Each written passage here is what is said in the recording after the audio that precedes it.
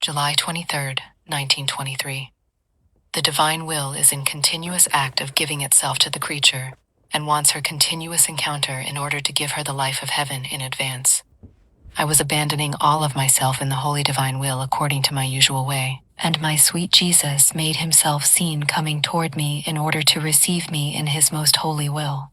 And he told me, "My daughter, my will is in continuous encounter with the will of the creature, and as the human will encounters mine, it receives the light, the sanctity, the strength which my will contains.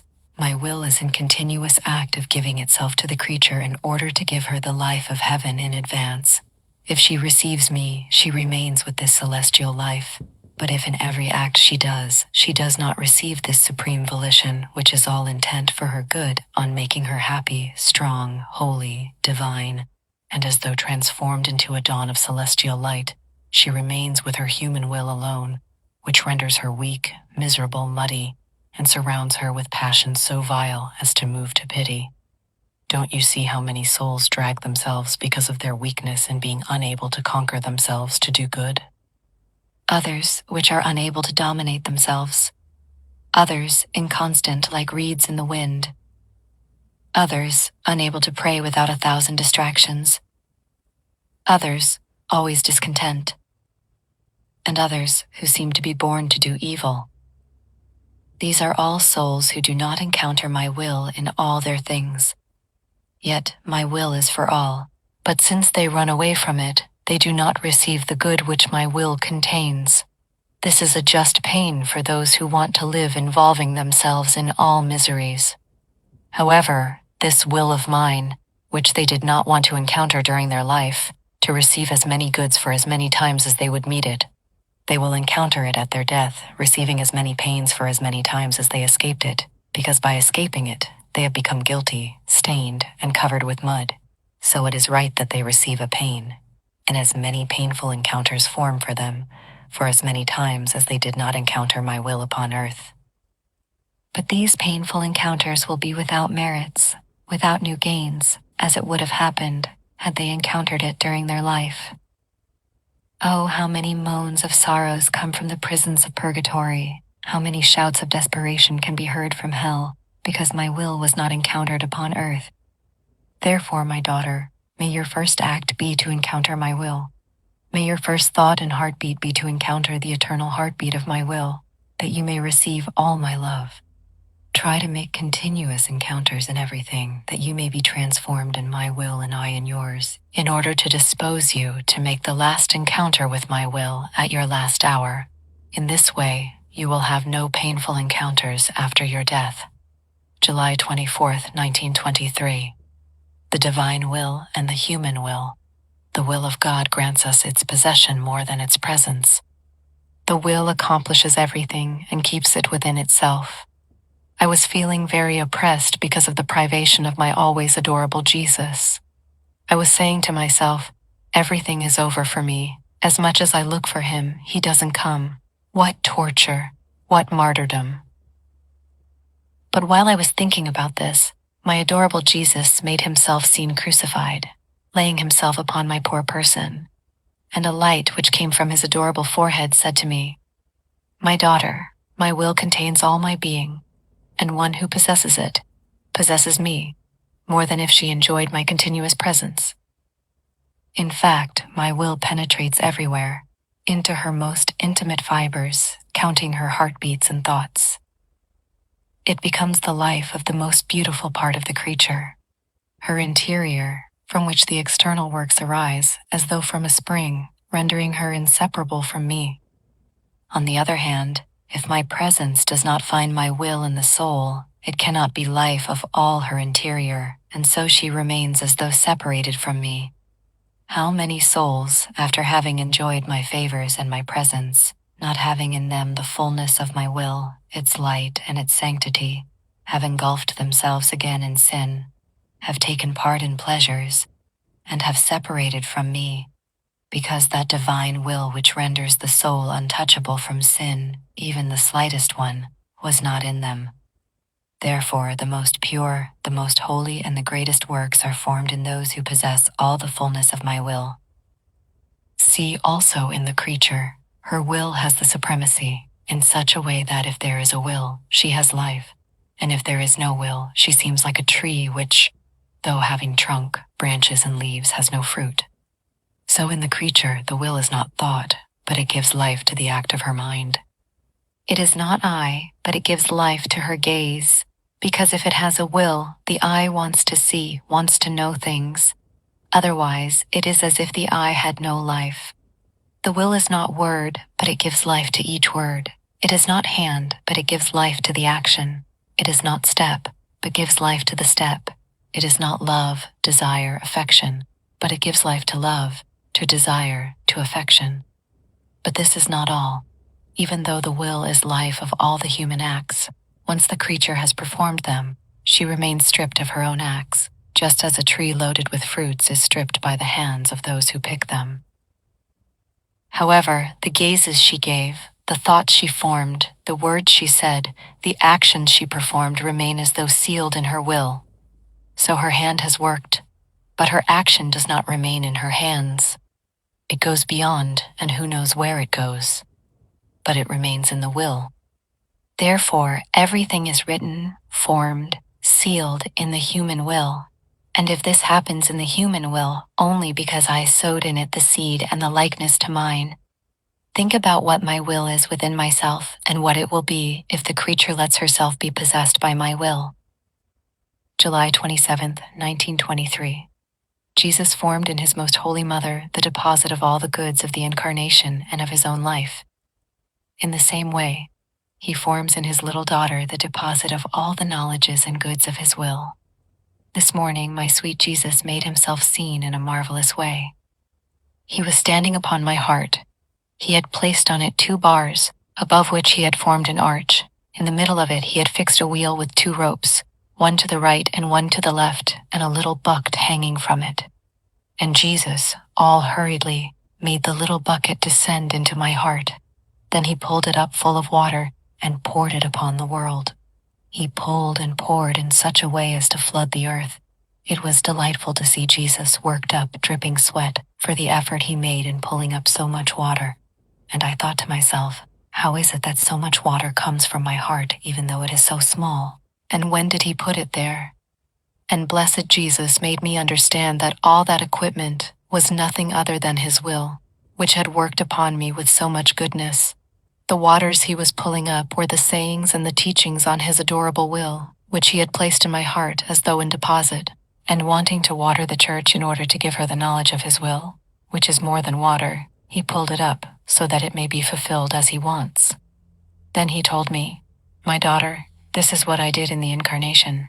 First I placed in my dear Mama all the goods which were needed in order to descend from heaven to earth, and then I incarnated myself, forming the deposit of my very life.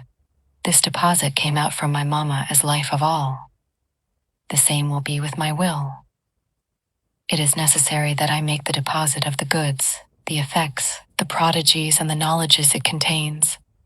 Then, once I have formed the deposit in you, it will make its way and will give itself to the other creatures. Therefore, see, everything has been prepared. The deposit is almost complete. There is nothing left but to dispose the first ones to receive it, that it may not remain without its fruit." July 30th, 1923. The soul who enters into the divine will is like the flower which exposes itself to the sun. She receives from God all his divine characteristics and the likeness to her Creator. I was fusing myself in the holy divine will, and my sweet Jesus came and told me, "My daughter, every time the soul enters my will to pray, to work, and to do other things, she receives as many divine colors, one more beautiful than the other. Don't you see how much variety of colors and of beauty nature contains? These are the shadows of the variety of colors and beauty which my divinity contains. But how do plants and flowers acquire such variety of colors? To whom did I give the office to color so many different plants with so many different colors? To the sun. Its light and its heat contain fecundity and variety of colors, such as to embellish the whole earth. And if only the plant exposes itself to the kisses of its light, to its embraces and to its heat, the flower blooms, and as though returning to it the kiss and the embrace, It receives the shades of the colors and forms its beautiful complexion. Now the soul who enters into my will symbolizes the flower which exposes itself to receive the kiss and the embrace of the sun, to receive the different colors which the sun contains. And by returning them, she receives the different colors of divine nature.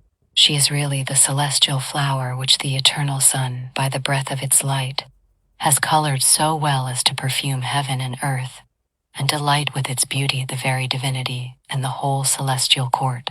The rays of my will empty her of what is human and fill her with what is divine, and so one can see in her the beautiful rainbow of my attributes. Therefore, my daughter, enter often into my will, in order to receive the tones and the different colors of the likeness to your Creator. August 1st, 1923. By virtue of the divine will, the whole creation brings to us the I love you of Jesus, and in his will we must give him our own. I was feeling very afflicted because today my son Jesus did not rise on my poor soul. Oh God, what pain it is to spend one day without sun, always night. Now, as I was feeling pierced through my soul, I had the good of looking at the starry heaven, and I said to myself, how is it that my sweet Jesus no longer remembers anything about me?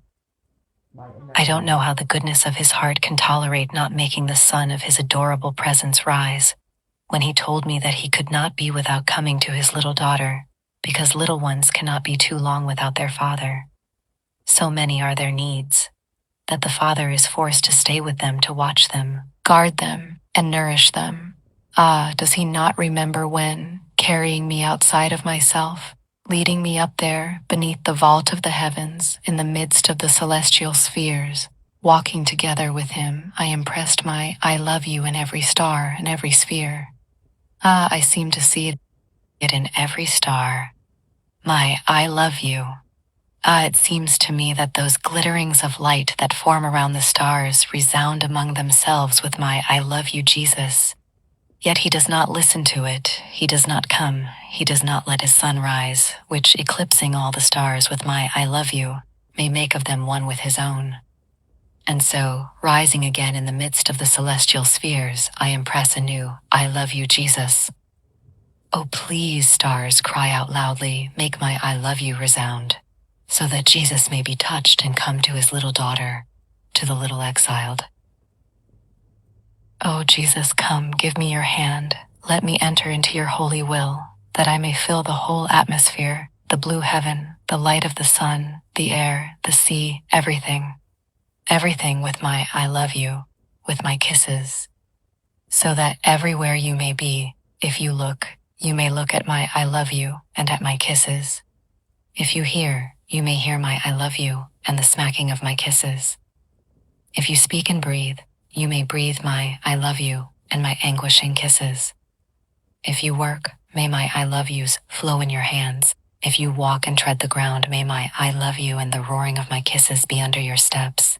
May my I love you be the chain that draws you to me, and may my kisses be the powerful magnet that, whether you want it or not, force you to visit the one who cannot live without you, but who can say all my nonsense. Now, while I was thinking of this, my adorable Jesus came, all goodness, and showing me his opened heart, told me, my daughter, place your head upon my heart and rest, for you are very tired. Then we will wander around together in order to show you my I love yous, spread over the whole of creation for you. So I hugged him, placing my head on his heart to rest, as I felt extreme need of it.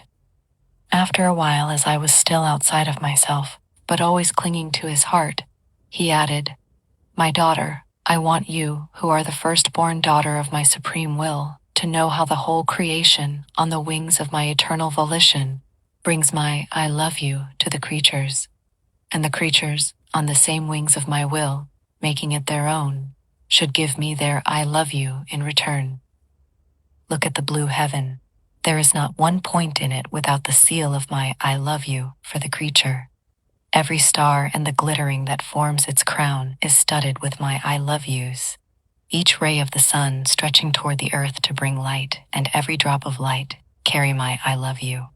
And since the light invades the earth, and man sees it and walks over it, My I love you reaches him in his eyes, in his mouth, in his hands, and lays itself under his feet. The murmuring of the sea murmurs, I love you, I love you, I love you. And the drops of water are as many keys that, murmuring among themselves, form the most beautiful harmonies of my infinite I love you.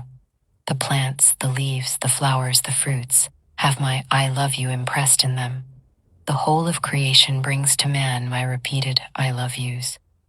And man, how many of my I love yous does he not have impressed in his whole being? His thoughts are sealed by my I love you. The beating of his heart that beats in his chest with that mysterious tick, tick, tick is my I love you, never interrupted, that says to him, I love you, I love you, I love you. His words are followed by my I love you. His movements,